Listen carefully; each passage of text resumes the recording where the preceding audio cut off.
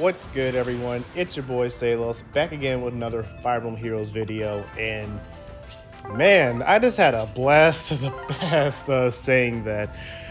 If you guys don't know, for all my people who might know me from Pokemon or who might know me from Monster Hunter, I actually really started to take this channel seriously with the release of this game, Fire Emblem Heroes. I don't really play it too much anymore because power creep has kind of got gross. This game is still very near and dear to my heart because when I started this channel, I had like maybe about 100-ish subscribers. And over the span of 8 years, we're like slowly starting to approach 1,000. So I don't know, this game kind of has grown up with me. It's also when I graduated college, so it's also a nice little milestone on how far I've come since I graduated from college. A lot has happened when this game released. So what I'm saying is that this game is a little special. So it kind of was a little special to me that I did a summoning session because it was a Japanese themed, or specifically a ninja themed banner, which they do every year in this game. And I just wanted to pull on it while I was over in Japan because if you didn't know, yes, I did just recently come back from Japan. I've been back for a couple of days now. I came back on Friday, and let me just say that was the longest Friday in history because we left Japan Friday night, which in most places is Friday morning. So we left Friday night, had a 10-hour flight, got back on Friday morning in the States. So I was back home by Friday afternoon. So that was just the longest Friday in history for me. But I know that there's going to be a lot of questions about what I experienced out there. And the goal of this video is not to, answer everything because the video ends when I spark for legendary Shez. So I'm not going to be able to address everything. There will always be a separate video for that. But these are like just some of my raw, unfiltered thoughts on just what I've had to think about while I was in Japan. And the number one thing I just want to say is that Japan, they have this whole culture that everything is so clean. Like that's even like one of my guides who was kind of directing us while we were there, is that there's this whole culture around it. And I actually got a read right here. I am going to talk a little bit about the banner, but yeah, I was a little excited here because I thought that Harid was actually a 5-star locked character. But every banner, they do this thing what we in the community call a 4-star demote, which essentially means it's a character that can appear both 4 and 5-star rarity. And usually those characters are not as powerful as the 5-star ranked characters. No, Harid, he has a legendary weapon, he has a preference skill, and he has a tier 4 A slot. So I just thought that was a legitimate 5-star, but no, he's a 4-star. So a little disheartening. I will get another 4-star reading this, spoilers, but yeah, I just wanted to say that because I thought I aimed to get all 4 characters. That's my first Sure as well. I actually really wanted Sure for quite a bit because he was a very good archer in Revelations for me. But getting back on topic is that even my guy, when I was over in Japan, he was like saying, now just be respectful of the Japanese culture. It's not like in America where we're very dirty, we litter and all of that. Let me just say, downtown Tokyo, I've seen cleaner streets in New York City. Okay, I want to kill that right here, right now. At the end of the day, humans, I don't care what race you are, humans are just filthy creatures. If I'm just being honest.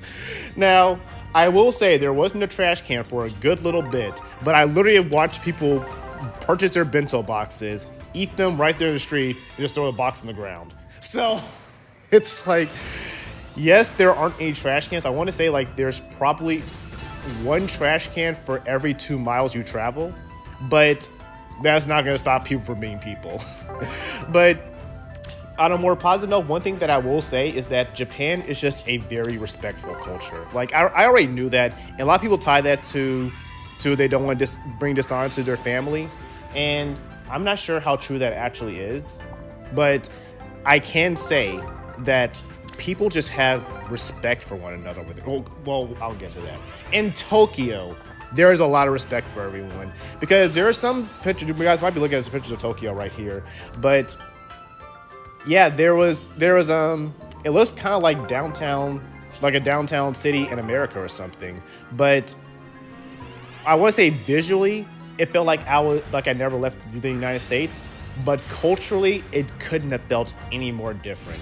When we were on the train ride, everyone was so quiet. People were just kind of quietly reading, they were texting or listening to music very softly. By the way, no one was blasting their music on the subway, but yeah, it was different because the subway. I felt safe on the subway, and I when I take a subway here in the States, that is far from the truth. There's a 4-star tree that I was talking about earlier, but yeah, it was just so.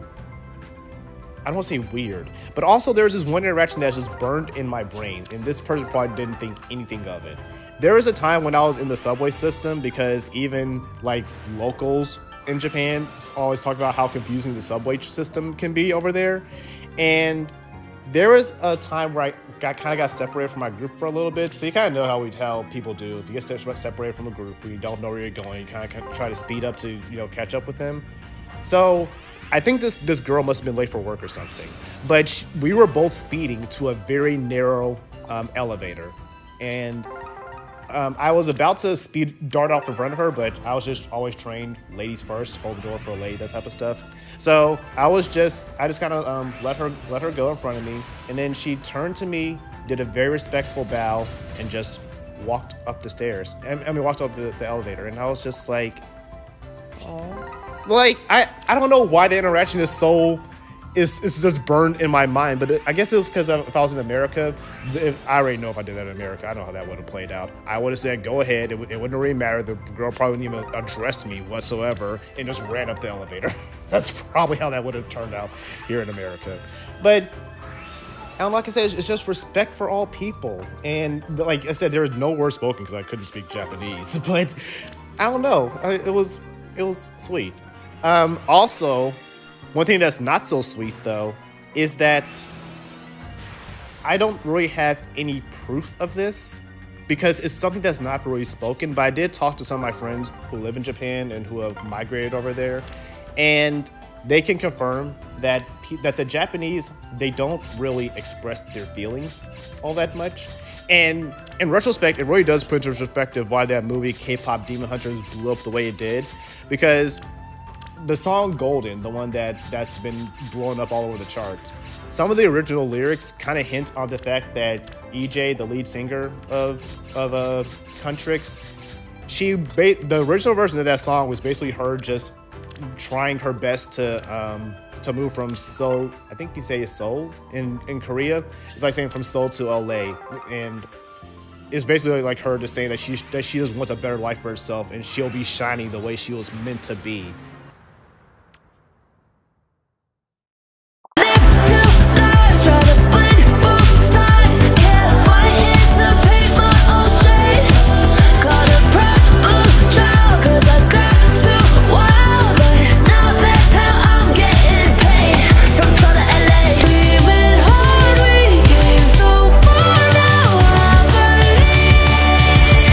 Yeah, it really got put into perspective because while I was over there, I did buy a Pokemon deck. I bought a lot of Pokemon merch, by the way.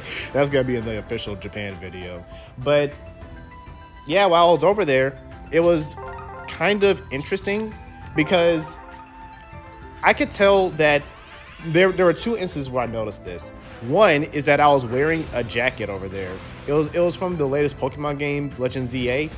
And while I was over there, I could tell that one of the hotel staff members noticed that I was wearing a specifically Pokemon jacket because she was kind of looking at it, and for a very brief second, her smile kind of widened for a little bit, but it went right back to a very polite and a very respectful smile, and she never even addressed it. Also, not addressing anything, this is also a character that I really wanted, Naga, because I just love Naga in Fire Emblem. I know, like, she's like, I don't want to say she's like the god of their world, but she's like the closest thing to God. Because like people say like may Naga's blessing be over you, or sometimes I'll say like when I don't want to insert faith into my talks, I'll say dear Naga or oh my Naga, something like that. But Naga's a very important character in the Fire Emblem series, so I'm really happy that I was able to get this also, what I'm saying. But yeah, I'm kind of running out of time here. But the one thing that I really want to say that was the biggest thing, and this is also just a little sad almost, is that and despite the fact that people didn't really want to show their real emotions, like the Pokemon example, there's also a girl when I was shopping at the Capcom store, and let me tell you, Monster Hunter fans, let me tell you about that Capcom store. You guys will see that later on too. But she seemed like almost very overly zealous about Monster Hunter, but then it was like she caught herself that she was getting too excited, and then she went back to just being very polite and very professional about her job. Also, people should take their jobs very seriously over there. Like, holy crap. But the underlying thing that I really want to say about just the different culture over there is that they feel this great shame, because there's an article that I was reading on the bullet train, and it's like they feel so terrible about COVID, you guys. It almost kind of broke my heart reading that article. Like, they feel like they broke the world. And it's like a shame that there's nothing they can do, there's nothing they can say, there's anything that can happen can take away that shame. And it's like put them in a very depressed state. And yeah, it was a little hard to read, but the author was basically just saying that we need to pull ourselves up, and we need to keep moving forward. The world's moving forward, so we need to do the same. And it's just an overlaying theme, because also work culture over there is brutal. Like, they have 6-day work weeks, and they work probably, I want to say, 16, 17 hours a day. So that's not much time at all to themselves. So the COVID thing, on top of just a very intense work culture, it's no surprise why people in Japan feel burnt out all the time. But yeah, I don't know, it just felt like people just felt like they couldn't express who they really were, because they just have this great deal of respect for everyone. And while that is great, it made a very relaxing environment. I just really wonder about just the overall mental state of the Japanese. Like, are y'all okay? Like, actually.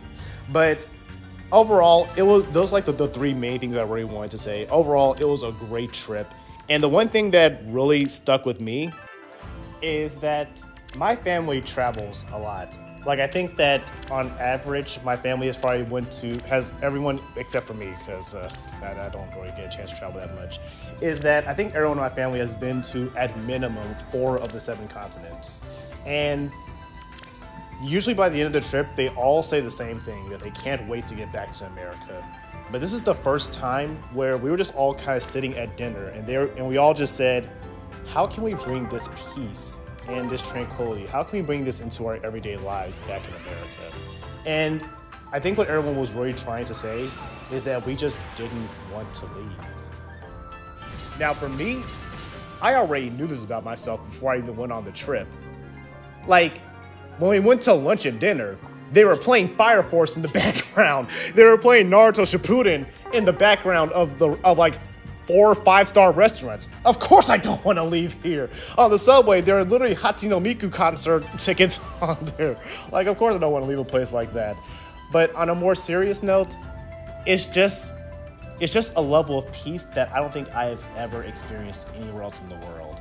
So, and then we went to like the more, like, I don't want to say like the local scene, but more so just like more culturally normal things over there to do. Like, everything's not anime. I hope you guys understand that everything is not anime and kawaii over there. But like, even like we went to like this national park, and there were just so many people there that were just kind of sitting there observing nature. They had like their bento boxes. They were writing poetry. Some people were playing music. It's just a very tranquil, like, even through their strict, very strict work schedules and every way, they still find a way to get peace over there. And that's just something that I don't feel like we prioritize here in the States. So on that front, I really did enjoy my time in Japan, and there's definitely a lot more I wanted to say here, but yeah, these are just my raw thoughts on my trip. I really enjoyed my time, and I definitely will be putting out a more comprehensive video of everything that I experienced there. But until then, thank you guys for listening into my little rant, and I'll catch you guys in the next one. Till then, arigato arimasu.